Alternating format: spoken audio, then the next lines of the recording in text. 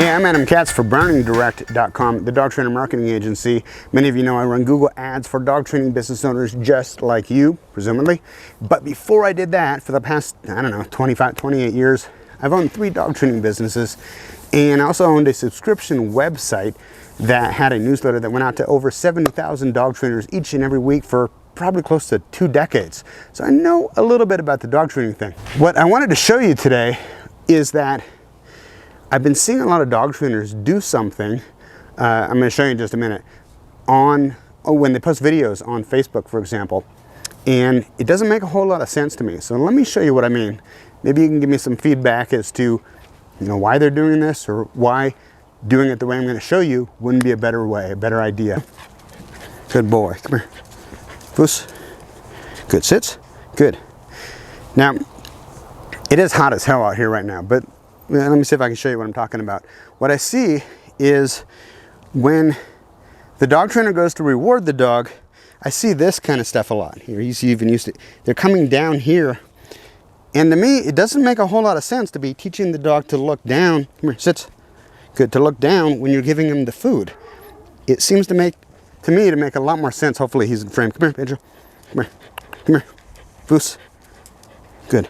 It seems to me to make a lot more sense to get the dog conditioned to look up and expect that treat to come from up top, right? So all good things come from looking me in the eye.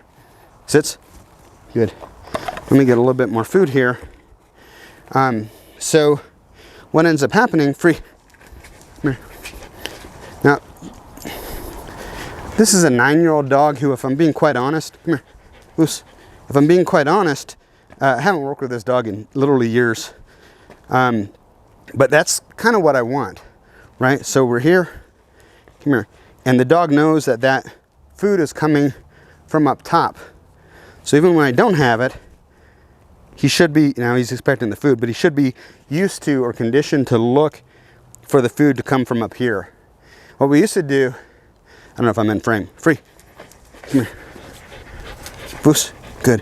What we used to do, we used to take hot dogs and we'd take 3 or 4 bites of hot dogs in our mouth and then drop the hot dog from our mouth and down to the dog, and the dog would catch it. Whoop.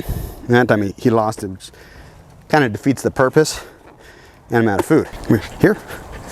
Good boy. Very good. So that food is always coming down.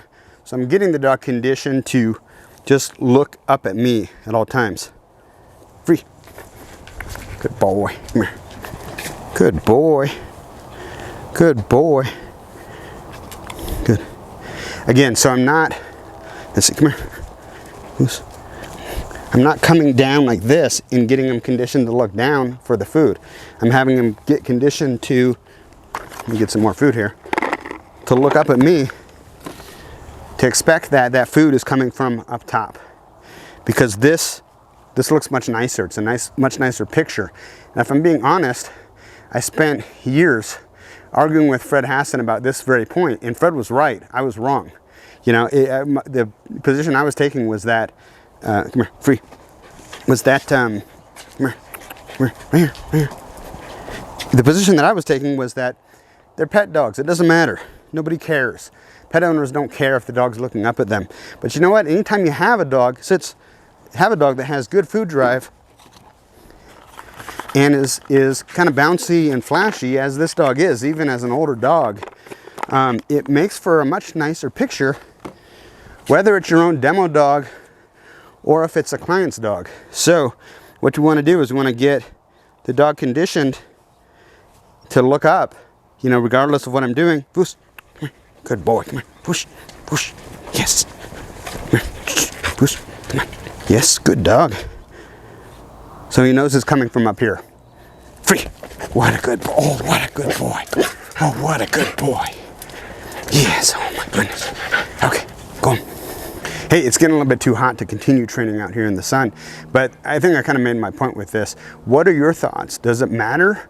Does it make any difference if you're feeding the dog from up top or from underneath? What do you think? Now, if I was really trying to get this dog to look good, I would slap a remote collar on him, and that would get a little bit more of that crisp, precise, really, focused type of response from the dog.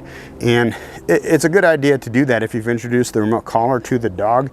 And what I would do, what I've done in the past, again, we're going back years with this dog, you teach them to look up at you, and then if there's a distraction, or if you create a distraction and the dog looks away, I'm gonna give a low tap on the collar and then reissue the watch me command. And then when he does it, come down with the food. So that's kind of what's worked for me. But really the issue that I wanted to bring up today was specifically about conditioning the dog to expect the food coming from up top, because it just makes that much more of a nicer picture, especially with your own demo dog. And the reality is that your clients, your prospective clients, they're gonna be really impressed by it. They know, they watch how you work with your dog and what they see. And if the dog's looking at the ground when he's walking along next to you versus looking straight up at you with a bouncy, happy prance, it's going to make all the difference in the world. Hey, I'm Adam Katz for BrowningDirect.com. If you have a dog training business, trust me, running Google Ads, the strategies, the tactics, the bid strategies, the negative keyword list, the keywords, all of it, it's as different from one Google Ads manager to the next as one dog trainer to the next is different. Everybody's doing dog training, but how they do it, there's a broad difference between everybody from here to here. This is the same thing with Google Ads. If you haven't used Google Ads, or if you had and maybe you didn't get a good result, you can learn more about what we're doing with Google Ads at BrowningDirect.com. We've got a whole page that explains exactly what we're doing to get amazing results for dog trainers all over North America, in fact, all over the world.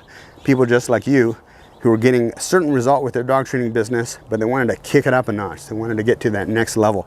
They wanted to stop lying in bed at night and worrying about how do I get my dog training business from where it is right now to where I've always dreamed of having it. If that sounds interesting, again, check us out at BrowningDirect.com. And I should also plug the Dog Trainer Marketing Group on Facebook. We have over 2,900 professional dog training business owners just like you, swapping secret strategies and tips on how to grow their dog training business. And the best part is, it's absolutely free. Check it out.